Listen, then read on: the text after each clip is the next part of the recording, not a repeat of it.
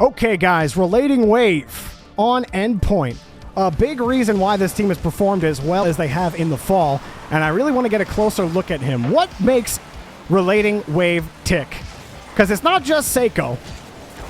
Endpoint didn't win 2 regionals for nothing. Give credit to my boy Metza as well. Poor RelatingWave going to get demoed early here. But Endpoint had really surprised a lot of people with how good they were in the fall. And I think many expect that to continue. So let's see how they play against, let's see how RelatingWave plays against Dignitas. And we'll look at another series as well. We might just go to the very next series and watch them play against Semper. Since we saw Semper when we watched them earlier, their defense was playing really lights out. So it'd be fun to watch RelatingWave and company and how they handle things. So now, third man spot. Not much has happened so far. RelatingWave up for this, playing it real tight. And gave it right up to Metza. Got there for a 50, couldn't grab it, that's fine, but now he's got to rotate back. But oh no, he's just going to stay back and get a pass out. Ooh. Like the aggression, he kind of stays up a little longer. You thought maybe, as that play is developing in front, Jack gets behind that ball, but I think like this could be one of two things. RelatingWave just sees that Seiko's behind the ball and Jorby is really not going to get anywhere to it, so he's going to get that corner boost steal. Even if Seiko loses that touch, Metz is there to back him up. But very aggressive posturing from RelatingWave. He kicked that ball on the side, but he didn't have enough boost to do anything, so he's going to go for another wide boost steal. And he waits. Good pass over to Seiko. I think you're going to see RelatingWave looking for his teammates a lot on his plays. Aggressive challenge. Got in front of it. I love this from RelatingWave. It's going to be tight. You know Scrub is following him closely, so you have to kind of turn up as soon as you see that touch from Metz. RelatingWave does that, and that's a jump and pray 50. That's big from RelatingWave. His launch was perfect. He got to the ball quickly, and he prevented what would have been a big opportunity for Dignitas. Had Scrub Killer wins that ball, you're talking about Endpoint's defense having to hurry back, but RelatingWave stops all of that with a nice aggressive 50 in midfield. Snipe pulls off here, waits for Seiko, holds on to all of his boosts. Even here, he turns around. Straight comfortable, maybe a little too comfortable, RelatingWave. I like trying to hold on to your boost. You see Metza coming in. He doesn't get the touch here. Now, I think RelatingWave is just really slow on his launch here. I think he can get a better launch and actually challenge this ball. I don't think it's a bad decision. I just think he executed poorly. So if he wants to neutral hop, he can turn straight up here. Notice how as he jumps, so I'm going to use yellow to signify his velocity. The length of the arrow means how fast he's going. So RelatingWave jumps with a little too much forward momentum. So that's about, how fast he's going. So he's going to end up being behind this ball by the time he actually makes a play on it. He takes a long time to get his car turned upwards. Oops, I said I'd use yellow for something specific, so that's going to be confusing. Let's just use red for trajectory. So if he turns up his car a little bit more earlier, he can actually boost and track that ball, track himself into it, instead of what we see here, which is, let me turn this down, and then, oops, go back to RelatingWave. And see, it just takes too long to get his car up. It's almost like he's going for that ball as if Jack isn't behind it. He turns up at that. Jack wins that first touch. He's under it. And I wonder if he wasn't expecting the flip reset. But it looks like from RelatingWave's perspective, Jack gets that reset. So RelatingWave has enough to shadow Jack here. Shadow him a little bit. Like I said, I think he can turn up and challenge this ball. But he's got to have more vertical momentum than lateral momentum. He boosts a little too much before his jump, and that's just not going to get it done. But I think that is a challengeable ball for RelatingWave. So they actually get scored on here. A little panicky, I'd say, from RelatingWave. But, it was funny because every decision up to that point, right? He's sitting on all of his boost. He's feeling comfortable. But then it almost felt like he was caught sleeping there. Optimistic positioning. Again, not bad positioning, but he was sleeping. So now RelatingWave expecting a touch. Jack bumping everybody. And Seiko's nuts. RelatingWave has to do nothing.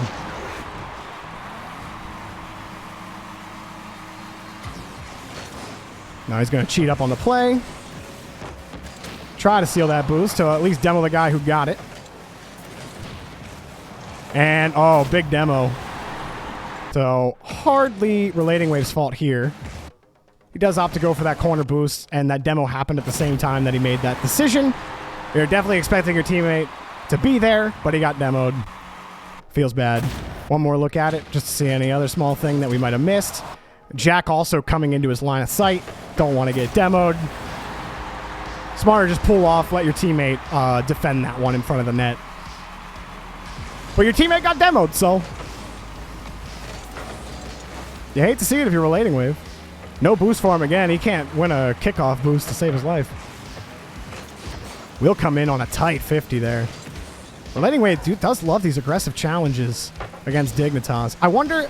So, I was curious about Monkey Moon earlier, but we didn't see his playstyle change much between teams. I'm curious if RelatingWave's playstyle changes between Dignitas and Semper. Curious if he is, if he's more risk-averse in those games. He's certainly not averse to using up his boost to be ready to respond, but now he's left with 14. He's got Seiko on his team, so no problem, right? And you get the shot, so you get the goal. Sometimes, this is why positioning over boosts will always be touted as something you should strive for. Over-reliance on boost can be a death knell, but being in the right position can pay you dividends even when you have no boost. That's the case there for RelatingWave. Trust in your teammate Seiko, the nutty mechanical mastermind, to make a good 50 in front. And you know what? If you're not there, guess what? You have third man to take it. That's the beauty of 3v3. Metza will be there to back you up. Oops. Not if he doesn't find that touch.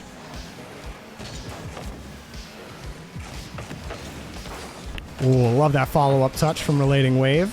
Not quitting on the play. Not the best pass from Seiko. But RelatingWave left the play, never jumped for it.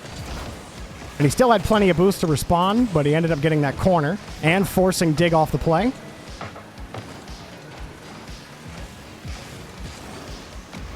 Now RelatingWave trying to catch up to the play. He's picking up some small pads. He's still in position for this one, but he does have to follow it up a little bit. So I say he's in position, but barely.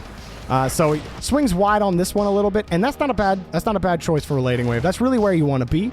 But he's just a little behind that ball. Metz also looks like he got demoed on that play. So hang on a second. Let's look. Seiko pops this up. Metz keeps it going. Jory is demoed. Yeah, Metz demoed, but he's not going to make a play on that ball. RelatingWave has to get around it. I think that's a tough ball. I think RelatingWave is in a good spot. He is in a good spot to respond to that play. It's just that the 50-50 after Seiko got demoed didn't really go in a spot where you wouldn't really want to sit if you were second man anyway. You want to be able to follow up those fail touches, if you will, that come back the other way. So good stuff from RelatingWave. Both of his teammates get demoed on the play. All he has to do is get behind that ball, make a touch. It gives your teammates plenty of time to spawn and get ready. Nice little carry from RelatingWave, and this is a goal. Full speed carry from him. So he turns back on this one. He's got plenty of boost. Notice how he waits until he is going the direction he wants to go to use his boost. He doesn't really use anything to recorrect his orientation or anything. He lets that ball come down. He knows no one from Dignitas is immediately available for that. Everybody's back, so why rush it? Use all of your boost when it matters the most, and that's what he's doing, maintaining speed so he can catch this ball. Oh, he kicked a little hard. He doesn't get a perfect catch, but that's fine. Look how far Digger off the ball. He can jump off this, and he's got plenty of boost to respond to that not-so-great first touch, and it turns into a perfect pass to Metzanaris. Jorius wasn't ready for it on Dignitas, and RelatingWave looks like a genius.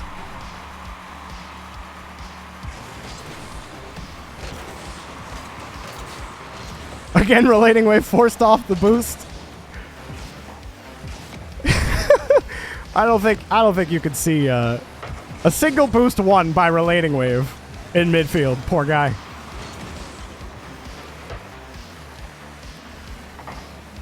On the kickoff, if you will. Oh, RelatingWave. Oh, man. So, he's trying to read Scrub's touch. And I actually think he can just make the 50 here. But let's look at what's going on here. And let's actually slow it down a little bit. So, RelatingWave's approaching this ball. So let's see how he thinks this ball is going to bounce off the corner. So probably thinks, all right, Scrub, he's barreling towards that ball. And once RelatingWave makes this decision, he's making an assumption about where Scrubkill is going with this ball. So if we think about, there's two possible scenarios that happen here. One, RelatingWave just completely misread the corner bounce. But I actually don't think that's true because he's going for Scrubkiller's read. That's how he's positioning himself. You see him kind of screen across. He just wants to get the block on Scrubkiller. So he's definitely expecting Scrub to take much more of a... No, get off. He's taking much more of a... This is what RelatingWave's thinking. Scrub's just going to keep boosting towards that, double tap it into the net. I need to get into position for this because I'm so late. But Scrub actually... Red is what he actually does. He kind of just lets his momentum carry him sideways and lets that ball fall to him a little bit more than he does chase it down. This makes RelatingWave look really silly on his pre-jump, and he gets scored on for it. Now, is there room for patience for RelatingWave here? Did he panic? I think RelatingWave is panicking a little bit here against Dignitas. That's what my theory is. So, down. Oh, nope, we need full speed. We need full speed. So apparently Jack over him, RelatingWave got the corner boost. He wants to go up. He sees his teammate gets bumped. He's going to jump for that. You know what? The more I look at that, as soon as that ball bounces, he turns his car back a little bit. I think he misread the corner bounce. I think it's that simple. Because look, he jumps, and it looks like he's expecting that ball to come straight into him like this. Like the way he's angled so he can kind of punch that ball against Scrub. So yeah, it looks like a misread.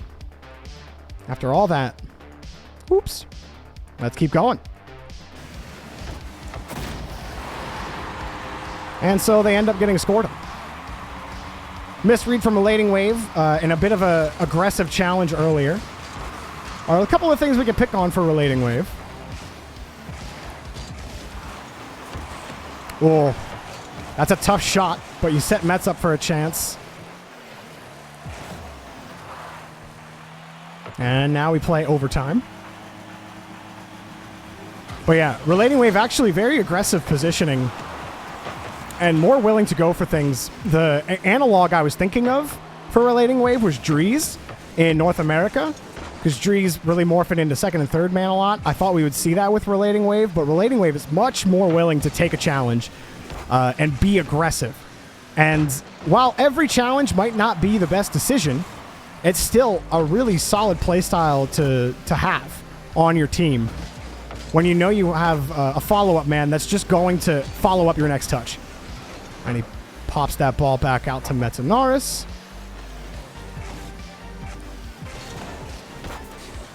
It's a good 50. Dignitas just taking too long to get behind it. And again, it was RelatingWave in a low boost situation, but he's not unwilling to commit. He's the whole way back here when this play starts, but he knows he's got these two pads, so he expends the pads to put himself in position, but also leave enough for him to actually make a play on the ball. That's the key if you're going to be boosting through pads, is to leave yourself enough to actually make a play on the ball. We saw some players earlier this week that really weren't able to do that. They would boost through the pads, but they would use too much to reposition, and then they would just have to turn away from the play, and they couldn't actually make anything happen. RelatingWave had 20 in the tank, and that's plenty to get up and make a 50-50.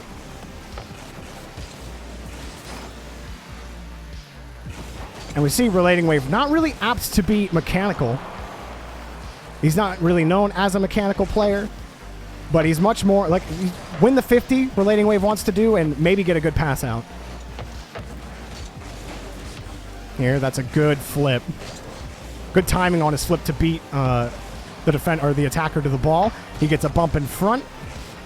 Scrub recovered. Back out of the play. He's second man now. Seiko going to wait for it. And you see, that's exactly how you want to position there. You don't want to, what you see some players do as second man when the other team has possession is instead of going back and lining up behind Seiko here, we talked earlier about the power of momentum that an attacker has moving down the field and the power that gives you in winning 50-50s. So RelatingWave, instead of moving up this way to line up kind of parallel to Seiko, he's lining up, parallel to Seiko, he's lining up behind him and playing the loss. Because even if the ball kicks out when we get over here and Jorias moves down the field, even when we get to the midfield line, that ball could kick out, but RelatingWave is covering more options if he comes back here. So Jorby has full control. Seiko has to react to him. So because Seiko's playing reactionary, RelatingWave needs to react to the 50 rather than hope for something good to happen. This is hopeful positioning. This is smart positioning. Let's keep going. So lines himself up behind Seiko. And now he's going to pull back here a little bit. Wait for Jack's touch. That's a great recovery from RelatingWave. As soon as he saw the ceiling, gets down, immediately jumps up for the next 50. Gets the demo on Jack. That's going to blow open the entire defense. And RelatingWave has won this game for endpoint. So RelatingWave responsible for allowing 2 goals to go in against Dignitas, but also responsible for, I believe, 2 of the goals that went in for endpoint. So if you come away, 0, plus or minus 0 there, you're feeling pretty good, right? That was game 1 with RelatingWave against Dignitas. Another thing RelatingWave relies heavily on, and Chillcat Dad, you've mentioned this in chat, are demos if he can find them. But he's much more willing to rotate out. We only really saw at the beginning of that game where RelatingWave played a little too far deep. But I would definitely pitch RelatingWave as a more risky, more of a risk taker rather than risk averse. Whereas Monkey Moon is more risk averse, but he does take calculated risks. RelatingWave takes much more risks than Monkey Moon would. And it definitely pays off for endpoint in a lot of scenarios, but I also think that it might put them in a couple of difficult positions. Now, after we watch this second game, I'm really curious if RelatingWave plays the same against Semper. Oh my. RelatingWave will get this clear out. Gonna actually go for the pads out instead of that boost. He's way out of the play here. So, opportunity maybe for RelatingWave to get back into the play a little quicker. What's he seeing here? So he forced to scrub up. I love that from RelatingWave. Again, first man. What's the most important role as first man? Disrupt the play. If you can disrupt the play as first man, you've done your job. He's done that against Scrub Killer here. Now he does the next right thing, which is swing around on these pads. He could go for that corner boost steal, and that wouldn't be the worst play, but then he turns off the play. I don't know if I like that, because Metz is there for a 50. He could definitely, let's go back a little bit. Let's look here. There's a lot of space to play with, so instead, let's take a look at this. Let's go here. So blue is going to represent where RelatingWave was sitting before he decided to flip, and that was right after he picked up this boost pad. Now, he looks back at the play here, but then he keeps driving backwards. He might think, this is what RelatingWave might be thinking, so you can understand the decision that he made, is that Jack's got control of the ball, I need to get back. But even if Jack has control of the ball, all of these pads, denoted in red, all of these pads are open. That pad even spawns before RelatingWave ends up flipping, and he can kind of back into here. Now, being here, and he grabs, what, another 12.5, another 12.5, and another 12.5, so 37.5 boost more. So he'd have half a tank, more than half a tank of boost, and he'd be here. You can respond to a play from apparently Jack on the opposite side of the field way quicker.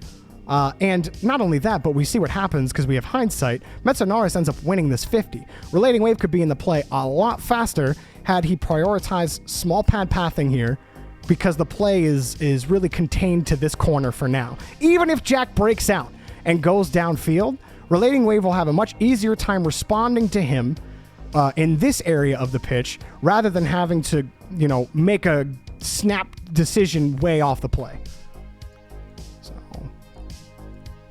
Probably a better positional decision RelatingWave could have made there. And maybe you could have kept that high pressure against Dignitas. And now RelatingWave was late to the play. Maybe he makes that 50-50 happen. If he's up around midfield and he sees that ball jump down, guess what? RelatingWave's already up challenging that ball, and Jorby doesn't have a way out. That would be smart, aggressive positioning by RelatingWave. So, but that's the one time, that's the little decision that you make to pull yourself out of the play, gives Jorby just milliseconds of time and centimeters of space to be able to beat you to the ball. And you absolutely have to split hairs when you want to find the differences between two teams like Endpoint and Dignitas as to why a certain play might be dead. Because a total dead play could have actually been something so much more if a little decision that you made positionally had gone a little different. So RelatingWave getting back. And he doesn't need to get back. What exactly happens here? I was not looking. I was talking. So he forces the 50 and the ball off scrub. Mets doesn't get a great touch. He can't follow it up, and they get scored on. So nothing you can really say about RelatingWave there. But maybe you can go back to that 150 from Jorby that he was late to, and you can say that never would have happened. But at that point, there's too many possible states of the game to be able to claim as such. Now he's playing second man to Mets, but low boost as well. Pot shot made it awkward to save for Dignitas. He'll take the midfield boost. And they'll at least sit around in midfield. Full control on defense for Dignitas. Picks up the demo on Jorby. Gonna flip in front, conserve the boosts. Use 20 to catch that one. It's not the perfect catch for RelatingWave, but you gotta be quick under this ball. And he might actually get under this if he flips a little more towards it. So if he flips a little more direct line under that ball, he might have an easier time catching that. But instead, he swung a little wide, and that actually made the catch a lot more difficult. He might even have to use less boost if he flips a little straighter on under that ball. The vision in front of him told him that he had space to be able to do that as well.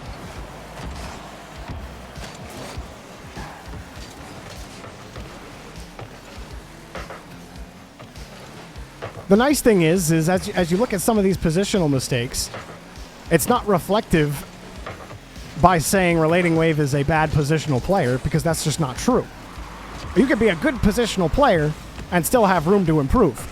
And that's the scary part about RelatingWave, is that he can get better. We'll flip off this play. This time he does cut into the play. So it's the same type of look here, where you have a bit of a scrum in the corner. Metzenar is going to play it downfield to Seiko. It's much clearer for RelatingWave because Metz has control of the ball. But he does give it to Seiko. This is still a dangerous ball to turn on.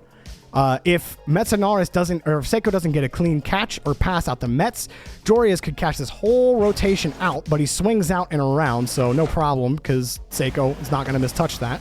They end up bumping into each other, but that time RelatingWave did cut in. So we've seen two situations now. One where RelatingWave saw that Dignitas seemingly had control of the ball, so he was much more willing to pull off the play. That time, seemingly Endpoint has control of the ball. He's much more willing to commit.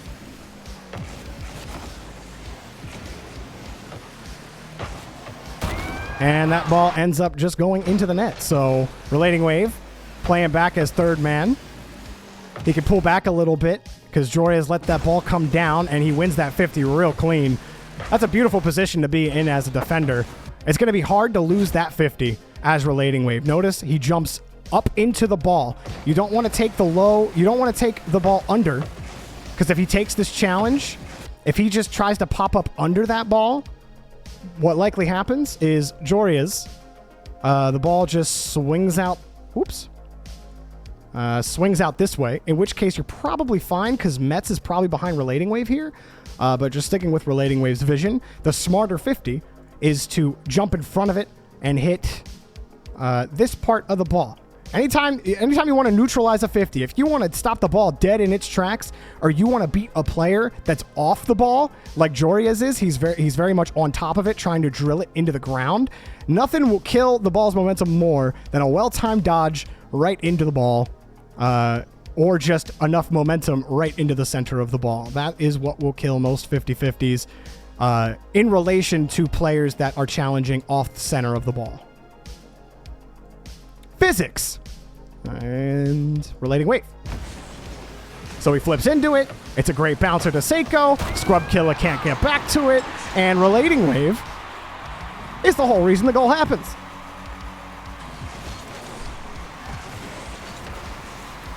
We're seeing a lot of gritty play between Endpoint and Dignitas in this series too. And I think RelatingWave really thrives in that type of environment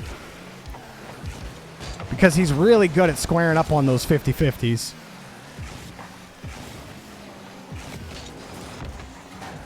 Rolls on top of the ball. That's good enough. Let that ball drop down to you. Still got 60 boost in the tank as well. He's going to expend it because he sees the midfield boost. And he didn't want Jack to get it. It's a good denial, but that corner was there. Jack's still got a full tank now. And RelatingWave can't really find the ball. Those seem to be tough spots for RelatingWave.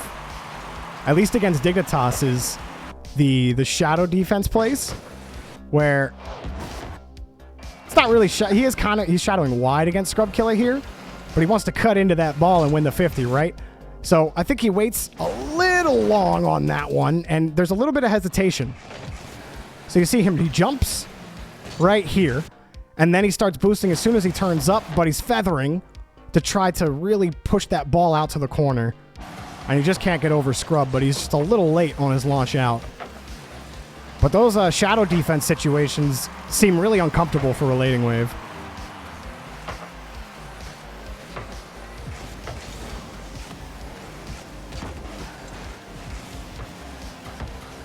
Comes back in a second man for Seiko after the 50.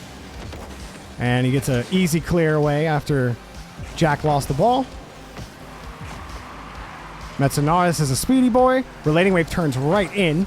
No pads available for him, but he's full into play. Now second man, way off. Knows the net's defended. Now he's third man. Now back into second man. Seiko, nothing. RelatingWave won't jump at it. He's collected a lot of pads, and now he can go after that ball's away. They don't get anything on that play, but good patience from RelatingWave to wait for a solid opportunity to get a touch on the ball. Now corner boost. Lets that ball come back down. Rotating out. Now they got a chance. RelatingWave knows it. Just wants to go for the bump. Scrub had already got out ahead of the play.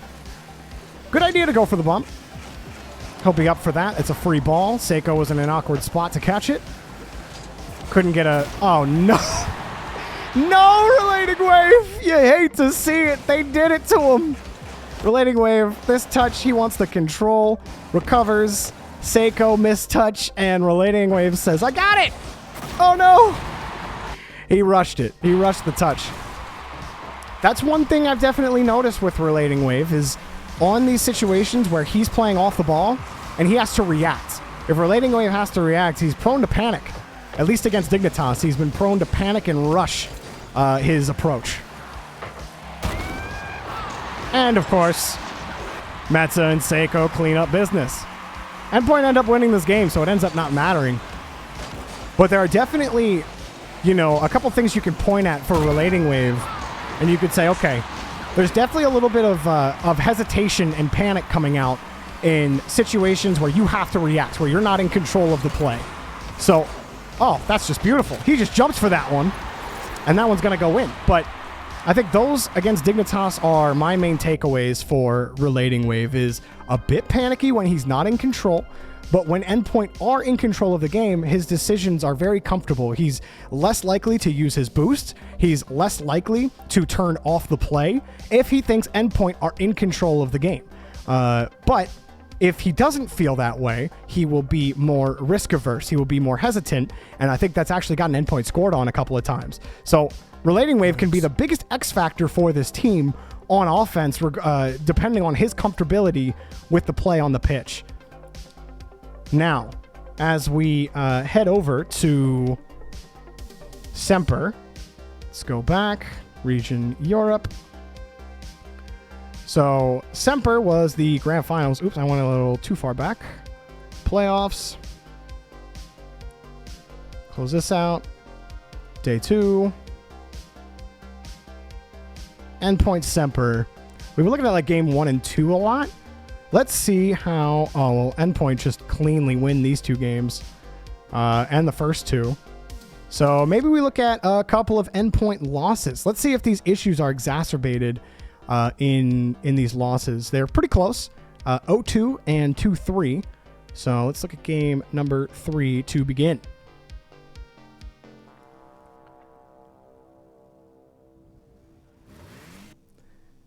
We want fly. We want relating wave. We want player view. Okay. Semper versus Endpoint in the grand finals of Regional 3, or the Grand Prix in Europe. Big things we're comparing against. Relating Wave's comfortability when Endpoint are not in control versus when they are. Is it the same of what we saw against Dignitas? Or is there something just a little scary about Dignitas that Relating Wave makes him a little more panicky? We're going to find out in these losses. I think that will be much more indicative than the wins from Endpoint, to start seeing if we can pick on these issues a little more. So still, you're seeing Relating Wave creating value, getting boost steal, forcing defenders to move away from him as first man. It's still aggressive posture as third man, but he's able to get back and defend against Archie. And he stays right down in the play. Picks his spot wrongly, but it's good enough. He forced the defender to go low. Oh, no corner boost spawns for him either. Not a bad progression from Relating Wave. He didn't get that corner boost. And, you know, we've been talking about boost pathing a lot on this stream, and we're going to be talking about a whole lot more, because it's definitely an area of improvement for a lot of players. So is there any way Relating Wave just takes the middle here and grabs these small pads as soon as the ball comes back? So midfield boost doesn't spawn for him, so he thinks corner boost must be there, right? So that pad's there. He has to take himself pretty far out of that play there. I actually think he does good pathing there. That's pretty good pathing from Relating Wave, because you don't want to turn in at that boost. Then you're in an awkward spot to play that ball. 23, and oh, bit of a miscomm. Relating Wave tried to launch quickly, and I actually think he gets this if he doesn't pull off of it, but Seiko also commits, so Relating Wave doesn't want to get in his way. If Seiko goes for that catch, it ends up not mattering. But Relating Wave did expend the rest of his boosts. Had 15. Cassio made the save easy for him. Picked up every small pad, rotates right back into the play. You know you're not. You know things probably aren't over on defense, so you don't want to rotate too far out. Plus, Semper are rotating around, and who knows if that corner boost is there before you turn around. A lot of pressure from Semper.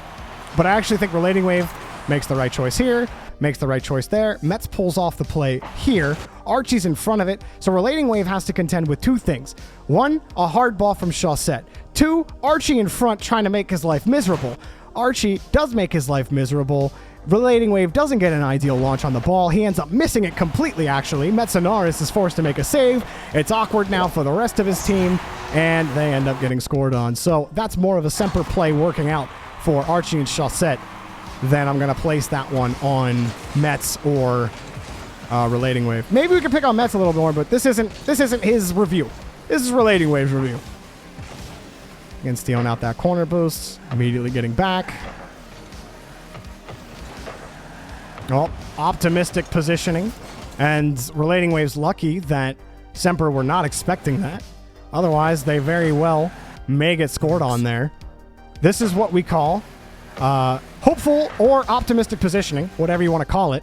But it's not clear, even when Metzanaris gets above that ball, that he's going to win this. He's going to win this touch.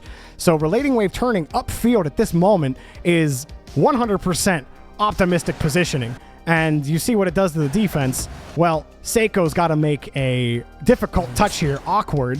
But Chaussette and Cassio are off the ball. So Relating Wave gets away with it. But it is something to note.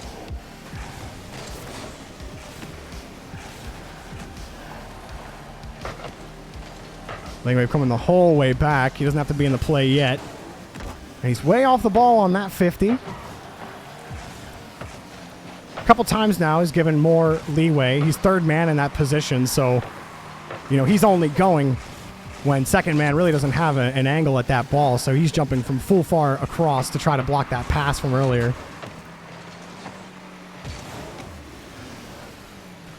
Up again. He ended up missing that 50, and he's got to make up for a lot of time to get back. And he ends up getting demoed, but he did get that boost midfield. I think it did force Cassio to go the whole way back. Now Relating Wave wants to turn upfield.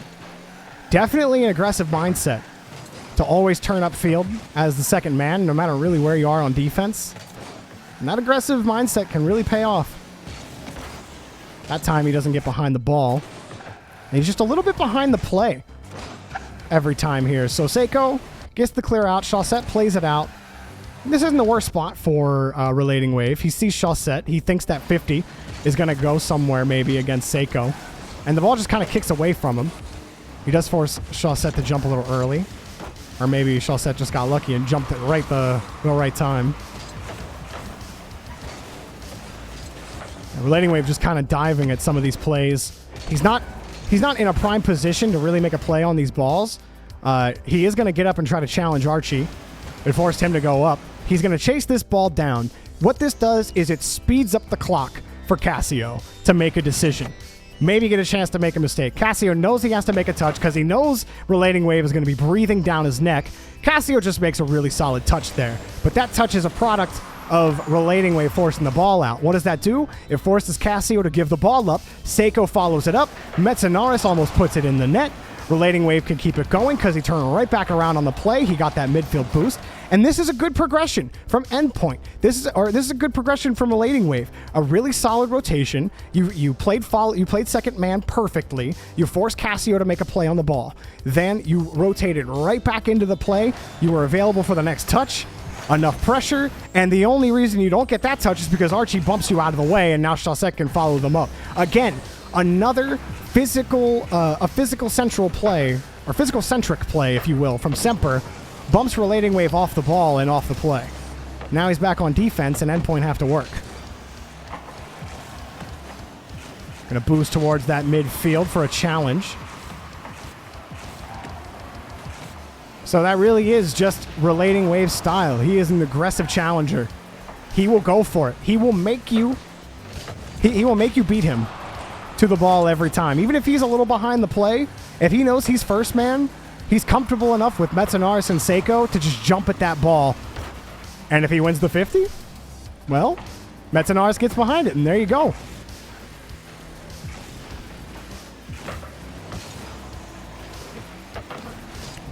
Oh, the touch from Archie ends up giving up the play. And that's a good touch from RelatingWave to Seiko. Why not give it to your mechanical mind to make a play on that ball? Great recognition from RelatingWave. He could take a pot shot here if he wanted to. He's a great shooter. No reason not to, but Cassio is going to be able to defend. Well, maybe not. He's flipping forward. Archie will probably be able to defend that. It's going to be hard to get around that ball. So RelatingWave tees it up perfectly for Seiko. Good vision from RelatingWave. Now he's back, 37. Semper keep dropping the ball in front, but their follow-up has been pretty clean. That was another good touch from RelatingWave away from the defender.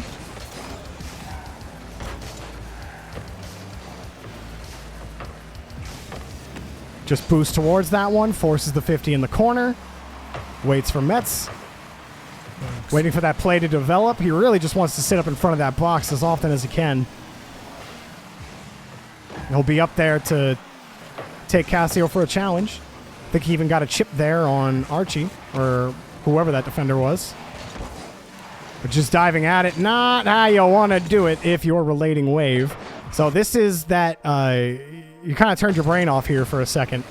So going wide for this midfield boost, out of the play. And now, this time, you decide to commit now that you got that full boost. But Archie's got you clean beat to the play. You're going to have to avoid Chaussette on a demo, and there's no chance you're going to get to that ball. Seiko and Metzenaris are still recovering. This is the one time you'll want to stay back a little bit in midfield. Let Archie, don't take yourself out of the play. Turning up here is the correct decision. You don't want to go the whole way back and give all that space to your opponent. No, you turn up here, you see Archie's behind the ball, and instead of taking this challenge, this unlikely challenge, which is yellow, instead, blue, you turn off here. Now, what are you going to be able to do? Well, Archie, he's going to get around this ball, and the flow of the play is going to be, I'm going to draw a square. The flow of the play is going to be on this side of the field. So, you want to be able to cover within the bounds of the play. You don't want to be playing from outside of the box. RelatingWave starts this challenge from outside of the field of from the field of play, and that's why he's late to the challenge, because Archie's within it. If he pulls back and he follows that blue arrow, though, he's going to be able to at least make a better play on the ball, maybe a better angle. Sure, he might have to let Archie carry that ball the whole way to the corner, but at least it's not just going straight into your net. And yeah, there's not a lot of time, so relating wave, that's also a factor of the time limit on the clock, forcing you to rush that decision and make a touch. But players are so good at keeping the ball up at 0 seconds. You could still make a play by pulling off a little bit, trying to shove that ball off of Archie and make a better play that way. But simply throwing yourself out at the ball when you're completely out of the play is not going to get it done. So game number 4. The main thing that we're seeing out of this play style, this aggressive play style, is something that we talk about a lot in the RLCS, and something that y'all talk at home when you're discussing, players and teams and play styles, is being aggressive is a risk as a play style, just in general. Sometimes it's the optimal decision. It's not going to be the optimal decision every time, but it can really benefit you and give you a high reward if you are successful at that play style. More times than not, I'd say Relating Wave has been successful at that play style. They've won 2 regionals, for crying out loud. You don't win 2 regionals without having some sort of consistency. I'm sorry, this is all flying over the place with Director. Let's go to Relating Wave. But we have seen situations where, without the control and the comfortability for Relating Wave, the hesitancy starts coming out. And the poorer decisions start coming out for Relating Wave. That time he had to avoid a bump and couldn't time the read, so not going to fault him too much for that one. Still got that ball out. Now on the spawn, Seiko makes life easy for Relating Wave. Doesn't have to defend any quick counterattack. He's going to expend his boost to get out, steal that midfield boost away. And no touch. But again, that's the big benefit of Relating Wave going for almost every ball, is the defenders will know that, Relating Wave is just going to chase this down, and I'm going to have to get up for this ball quickly. To force defenders to constantly make quick decisions will always bring value to your team.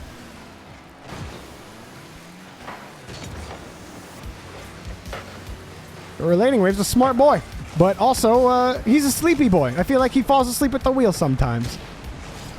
That's probably my biggest criticism. Looking for bumps. Met's still got the space. He's got the boost. Rotates right back in again. Endpoint have control, so he's willing to turn in.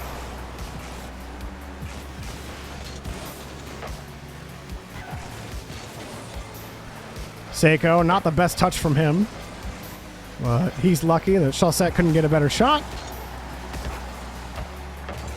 Relating Wave comes across again to get that touch out. Used all his boost to do it. He's not out of the play. And we keep going. Very aggressive to stay in that orange half. Really prioritize boost steals. But that's the control that Endpoint have had when Relating Wave's playing with confidence. He will stay down there, so that the next time Semper rotate back, they're like, wait, where's our corner boost? He doesn't get that touch, but again, forces the defender to go one direction. If you can force attacker. If you can force an attacker into a one-dimensional position for your teammate to follow up, you've done a good job on defense. Relating Wave turns off this play, looking for his corner boost. Really reliant on canisters. Don't really think he needs to be, and that's another time we see him a little late to this. Archie gets that first touch. Can Relating Wave actually make a play on this if Relating Wave stays in the play? Let's look at it again.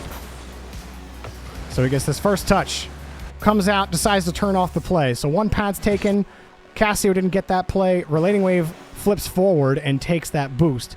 So Endpoint actually have control here, but as soon as Relating Wave doesn't get this midfield boost, he turns away and goes for the corner boost. Now, let's see what happens as soon as he misses that midfield boost. Relating Wave. So no midfield boosts. And he immediately turns off ball cam. He is now no longer looking at the play. He just wants boost. So let's look right as soon as this happens. I think, based on what's happening here, he can turn back in, take a more optimal path with pads, even towards his own net. if he doesn't think that the play is going to benefit endpoint at all. But he really has a lot of paths there to work with. And he's late to Archie, but I think if he turns in midfield, he gets about 50 boosts. He could probably get up to that 50 before Archie carries it too high. Hard to say without him being a little closer to that play. Oh, he can't be there for the touch, but he will be there to bump Chaussette, or at least make Chaussette know that he's there. That's a good 50, getting on the strong side of Archie's touch. Pops that ball up. He's stolen boosts. Cassio's in an awkward spot. Met's got a great touch. RelatingWave, that's a decent shot. He's out of boost. No corner spawns, but midfield's there for him. And Met, same mentality from him. He's just going to go up as first man and be aggressive. Endpoint, just want to throw a car at the ball as first man. Even if they're not there for the play, it at least makes the vision a little easier for your second and third man to see. Great timing on RelatingWave's flip to get the clear out. And I really like how he's playing right now. So besides that one play where Archie broke through, they weren't able to score, and he was able to recover after that. Pretty good aggressive positional play. If you want to be aggressive, I think RelatingWave is doing a good job of showing you how to. Picks up the demo. He won't jump at every ball either if he doesn't want to go for the 50. He'd rather just get a bumper demo if that's more valuable. Oh, what a save, Seiko. Hard clear off the corner, but Semper had pulled off, and then RelatingWave is demoed. He spawns. It's a hard shot. Seiko got bumped, and that's why that goal goes in. So not much you can really fault RelatingWave for there.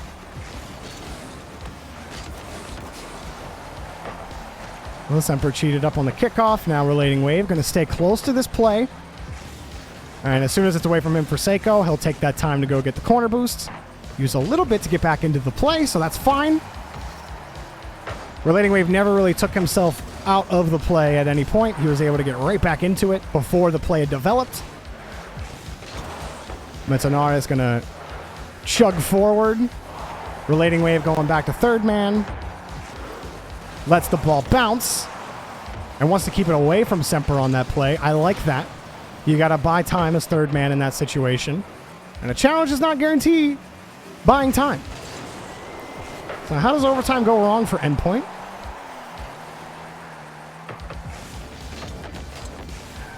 RelatingWave punches that ball out.